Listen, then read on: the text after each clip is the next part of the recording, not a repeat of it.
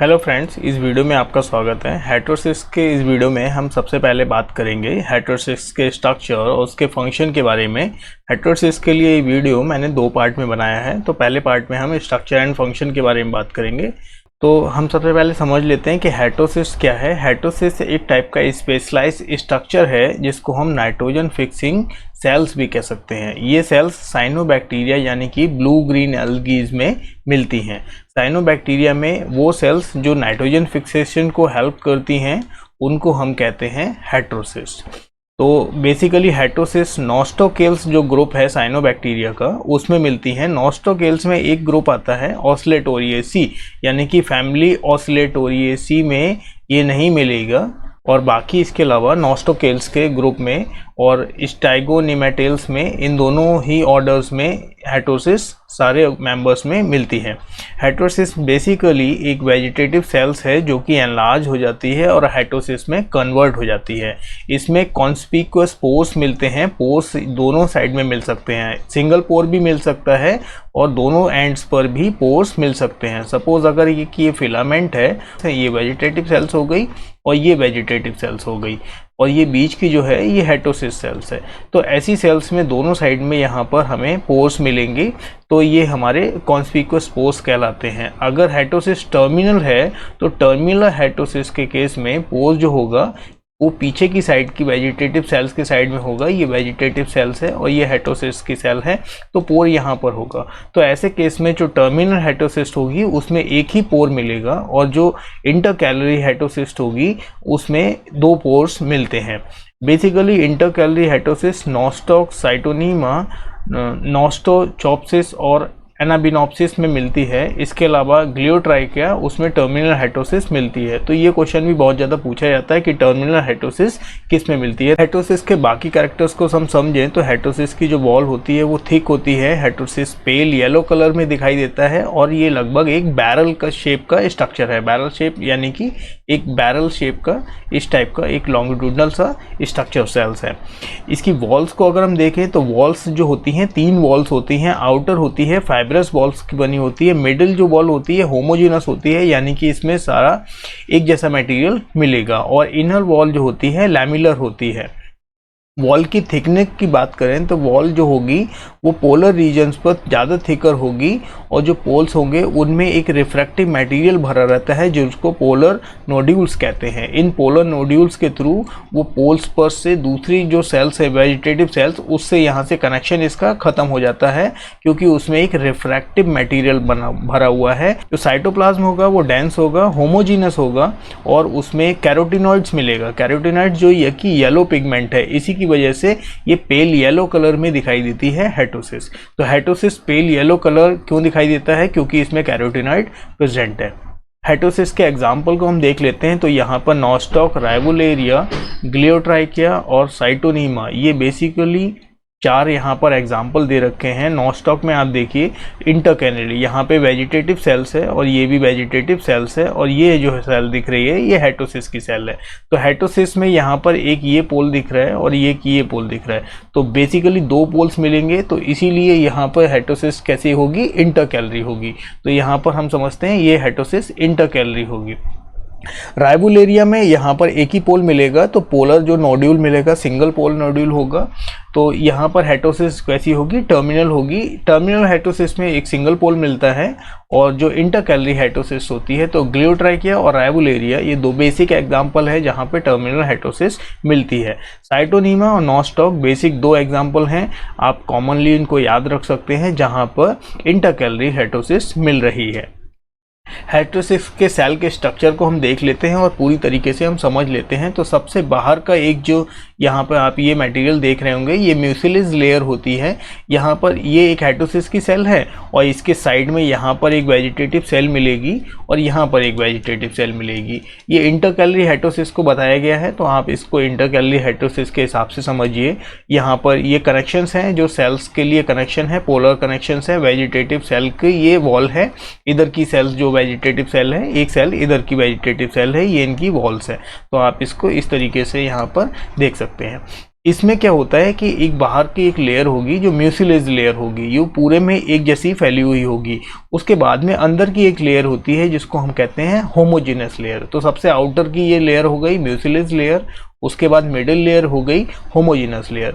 Homogeneous layer जो poles के side में होती है वहाँ पर थोड़ी मोटी होती है, और जो बीच का एरिया है वहाँ पर ये थोड़ी सी पतली मिलेगी। अंदर की जो वॉल है उसको हम कहते हैं लैमिनेटेड लेयर। लैमिनेटेड लेयर भी पोलर रीजन्स में मोटी होती है और बीच के साइड में यहाँ पर पतली मिलेगी।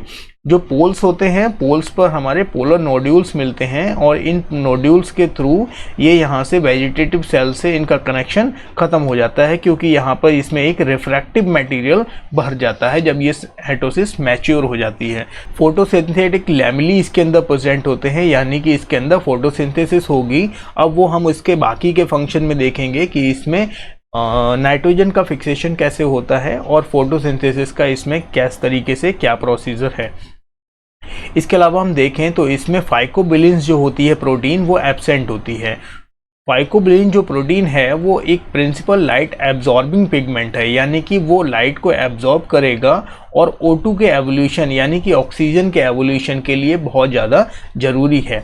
तो यहाँ पर हम इन पॉइंट्स को याद रखते हैं और फिर बाद में हम इनको समझेंगे कि इन पॉइंट्स की रिक्वायरमेंट क्या है हेटरोसिस के केस में। फाइकोबिलिन यहाँ पर एब्सेंट है, इसके अलावा क्लोरोफिल ए भी यहाँ पर एब्सेंट होता है। तो इसकी वजह से दो बेसिक चीज़ें होंगी। पहली चीज़ क्या होगी कि CO2 का फिक्सेशन नहीं हो पाएगा, क्योंकि वहाँ पे क्लोरोफिल ए प्रेजेंट नहीं है, इसीलिए यहाँ पर CO2 का फिक्सेशन नहीं होगा और यहाँ पर O2 का प्रोडक्शन भी नहीं होगा, यानी कि ऑक्सीजन का एवोल्यूशन भी नहीं होगा। O2 प्रोड्यूस होती है, जैसा कि आपने पढ़ा है फोटोसिंथेसिस के केस में CO2 का फिक्सेशन होता है और ऑक्सीजन का प्रोडक्शन होता है। ये बेसिक फोटोसिंथेसिस का केस होता है, लेकिन क्योंकि यहाँ पे फाइकोबिलिन प्रोटीन प्रेजेंट नहीं है, जिसकी वजह से O2 का प्रोडक्शन भी नहीं होगा। फोटोसिंथेटिक लैमेली, जिनको हम थाइलेकॉइड्स भी कहते हैं, ये टाइटली पैक्ड होते हैं विद रिड्यूस्ड इंटरलैमेलर स्पेस, यानी कि उनके बीच में इंटरलैमेलर स्पेस बहुत ही कम देखने को मिलेगा। ये एक बेसिक पॉइंट है। लैमेलीज जो होते हैं उनमें दो टाइप के हमारे लिपिड्स मिलते हैं। पहला लिपिड है ग्लाइकोलिपिड और दूसरा है एसिड लिपिड। ये दो टाइप के लिपिड्स हैं जो यहाँ पर देखने को मिलेगा। नॉर्मल जो वेजिटेटिव सेल्स हैं उनमें ये दोनों लिपिड नहीं मिलते हैं। तो यहाँ पर दो इंपॉर्टेंट पॉइंट हो गए कि यहाँ पर ग्लाइकोलिपिड और एसिड लिपिड्स एक्स्ट्रा प्रेजेंट होते हैं जो नॉर्मल वेजिटेटिव सेल्स में नहीं मिलेगा। इसके अलावा तीन टाइप के यहाँ पर ग्रैन्यूल्स मिलेंगे। पहला है स्ट्रक्चरल, दूसरा है क्रिस्टलाइन और तीसरा है स्मॉल।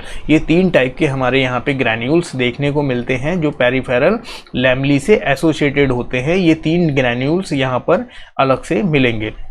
जो मैच्योर हेटरोसिस्ट है मैं बता चुका हूँ, जैसे कि वो कुछ टाइम के लिए रिमेन रहती है, फिलामेंट से अटैच रहती है और जब फिलामेंट ब्रेक हो जाता है तो वो यहाँ से रिमूव हो जाती है। हेटरोसिस का डेवलपमेंट कैसे होता है, तो जो नॉर्मल वेजिटेटिव सेल्स है वो प्रो हेटरोसिस की तरह बिहेव करने लगती है। उसके बाद में उसमें कुछ चेंजेस आते हैं। वो चेंजेस क्या क्या होते हैं, उन चेंजेस को मैंने यहाँ पॉइंट आउट किया हुआ है, आप उन चेंजेस को समझ लीजिए। सबसे पहला चेंजेस आएगा कि उसका सेल जो होगी एनलार्ज हो जाएगी। तो नॉर्मल वेजिटेटिव सेल जो होती है वो वेजिटेटिव सेल हेटरोसिस के कंपेरिजन में छोटी होती है। तो हेटरोसिस की सेल में चेंजेस आएगा, सबसे पहला चेंजेस आएगा कि वो सेल एनलार्ज हो जाएगी।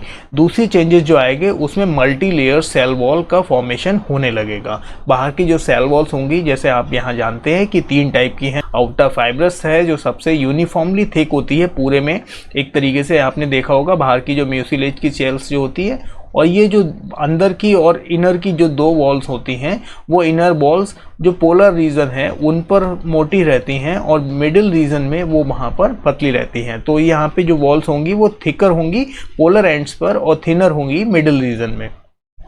जो पोर्स होंगे वो यहाँ पर एक या दो पोर्स हो सकते हैं पोल्स में, वो डिपेंड करते हैं कि हेटरोसिस इंटरकैलरी है या टर्मिनल हेटरोसिस है। अगर टर्मिनल है तो एक ही पोर होगा और इंटरकैलरी है तो वहाँ पर दो पोल्स मिलेंगे और दो पोर्स मिलेंगे। जो पोर्स होंगे पोल्स होंगे वो कनेक्ट रहेंगे एडजेसेंट वेजिटेटिव सेल से, यानी कि अगर ये हेटरोसिस्ट है तो यहाँ पर इस साइड में वेजिटेटिव सेल होगी और इस साइड में वेजिटेटिव सेल होगी और ये हेटरोसिस्ट है। तो यहाँ पर हेटरोसिस्ट में दोनों साइड से वेजिटेटिव सेल से कनेक्ट रहती है जहाँ पर भी पोल्स होंगे। अगर एक पोल है या दो पोल्स हैं उस पर डिपेंड करता है। जो ग्रेन्यूल्स होते हैं उनका डिसोसिएशन होने लगता है, थैलेकॉइड्स होते हैं उनका ब्रेकडाउन होता है। ये यहाँ पर इंपॉर्टेंट पॉइंट है हेटेरोसिस के डेवलपमेंट में। कुछ लैमेलिस होते हैं वो स्वैलन वेसिकल्स में कन्वर्ट हो जाते हैं और वो पेरिफेरी और पोल्स पर वो इकट्ठे हो जाते हैं। तो ये एक इम्पॉर्टेंट चेंजेस आता है जिससे कि लैमिलर वॉल का फॉर्मेशन होता है। मैच्योर हेटेरोसिस में क्या होगा, जो पोल्स होंगे वो प्लग्ड हो जाएंगे, यानी कि वो बंद हो जाएंगे। किससे? रिफ्रैक्टिव मटेरियल से। ऐसा मटेरियल जो रिफ्रैक्ट करेगा किसी भी चीज़ को, उसको हम कहेंगे पोलर न्यूड्यूल। तो दो पोलर न्यूड्यूल्स प्रेजेंट होती हैं, एक दोनों अलग अलग पोल्स पे। जैसे ये हेटेरोसिस है तो एक यहाँ पर एक यहाँ पर दो पोलर न्यूड्यूल्स प्रेजेंट होंगे जिससे कि ये दूसरी सेल से कनेक्शन इनका बंद हो जाएगा। अब हम इसकी फ्रीक्वेंसी की बात करते हैं। तो हेटेरोसिस की फ्रीक्वेंसी को कौन कौन से ऐसे फैक्टर्स होते हैं जो हेटेरोसिस की फ्रीक्वेंसी को इफेक्ट करते हैं। तो इसमें मेन इंपॉर्टेंट है लाइट। सबसे पहले हम बात करेंगे लाइट की। तो लाइट के केस में अगर हम देखें तो ब्लू और ग्रीन लाइट ये इनहिबिट करती है हेटेरोसिस के डेवलपमेंट को, यानी कि ब्लू और ग्रीन लाइट अगर प्रेजेंट होगी तो हेटेरोसिस का डेवलपमेंट वहाँ पर कम देखने को मिलता है। इसके अलावा अगर रेड और वाइट लाइट होती है तो यहाँ पर ये इसको सपोर्ट करती है, यानी कि रेड और वाइट लाइट के केसेस में हेटेरोसिस का डेवलपमेंट देखने को मिलता है, ज़्यादा हेटेरोसिस मिलती हैं। इसके अलावा फॉस्फेट के सॉल्ट्स होते हैं उनका कंसंट्रेशन होगा अगर मीडियम में तो वो वहाँ स्टिमुलेट करेगा हेटेरोसिस के डेवलपमेंट को। मैग्नीशियम और आयरन आयंस की एब्सेंस में इनहिबिट होता है हेटेरोसिस का डेवलपमेंट, यानी कि मैग्नीशियम और आयरन के जो आयंस हैं अगर उनकी कमी है तो वहाँ पर हेटेरोसिस का डेवलपमेंट देखने को नहीं मिलेगा। ऐसे मीडियम में जिसमें मैग्नीशियम और आयरन की कमी होती है तो हेटेरोसिस का डेवलपमेंट नहीं देखने को मिलता है।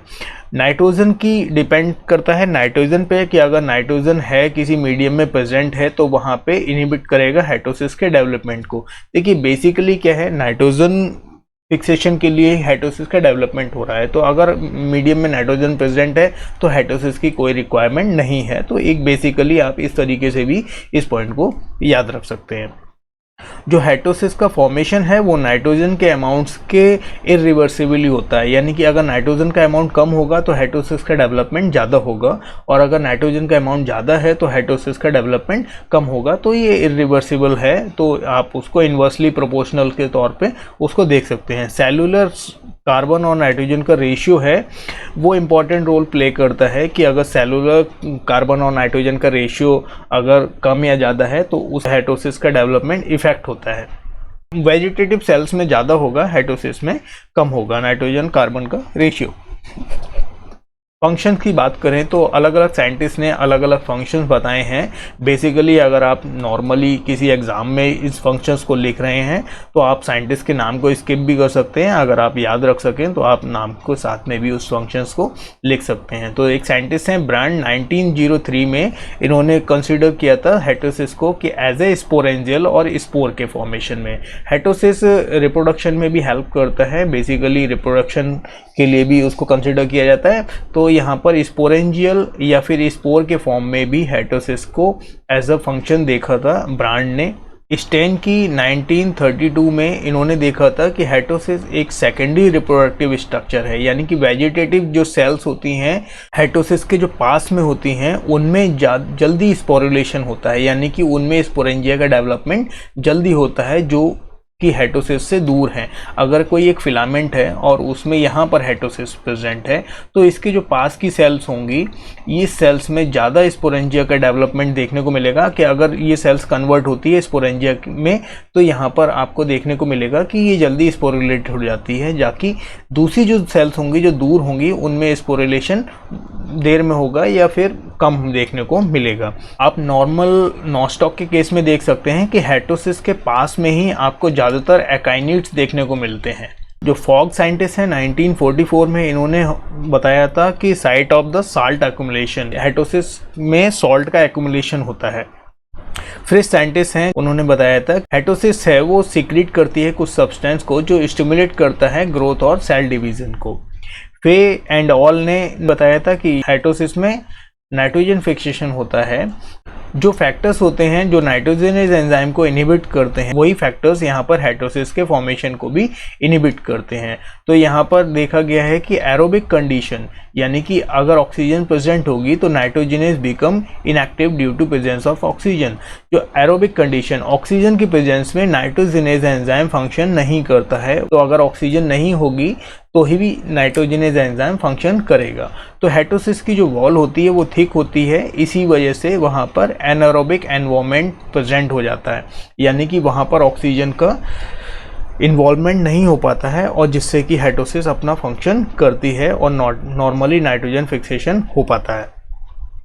स्टीवर्ट 1970 ने बताया था कि हेटोसिस स्पोरुलेशन में हेल्प करता है, नाइट्रोजन मेटाबॉलिज्म में हेल्प करता है, रिप्रोडक्टिव स्ट्रक्चर है और इसके अलावा और भी कई सारे फंक्शंस करता है। ये बेसिकली मैंने पहला वीडियो बनाया है जो इसके फंक्शंस और उसके बेसिक स्ट्रक्चर्स पे है। नाइट्रोजन फिक्सेशन के लिए हम इसके नेक्स्ट वीडियो में बात करेंगे। अगर ये वीडियो आपको अच्छा लगा हो तो प्लीज़ मेरे चैनल को सब्सक्राइब कर दें, इस वीडियो को लाइक करें, शेयर करें। Thank you.